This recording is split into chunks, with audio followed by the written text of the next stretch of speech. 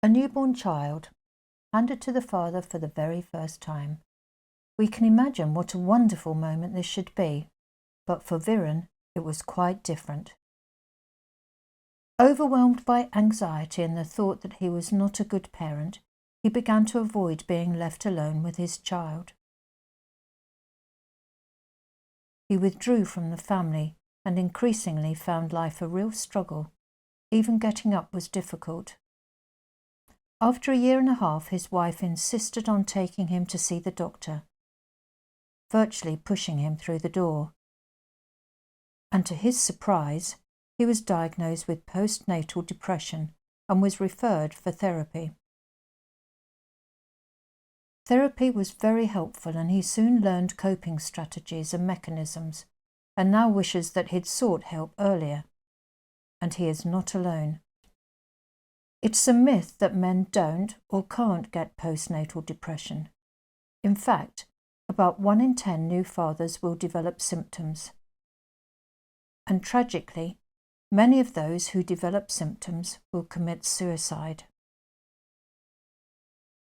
The problem is exacerbated by the reluctance of men to talk to others about their difficulties.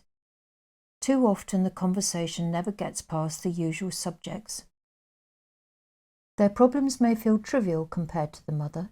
They're expected to just get on with it. Many men think it would be weak or unmanly to admit to a problem, so they don't get help, believing they should just shrug it off. In fact, talking through your feelings is the first step to solving the problem. Your GP is often a good place to start.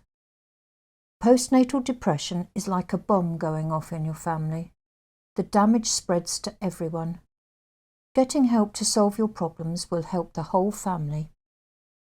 If you feel sad or hopeless, constantly exhausted and not wanting to do anything, feel guilty because you think you don't love your baby enough, are easily irritated and quick to lose your temper, binge eat or are unable to eat at all, find it difficult to sleep because of anxiety or experience panic attacks that make it hard to take decisions. If you start to have worrying thoughts about harming yourself or your baby, even thinking about death, then seek help. Try your GP, midwife, health visitor, or one of the dedicated mental health organisations and support groups such as CALM.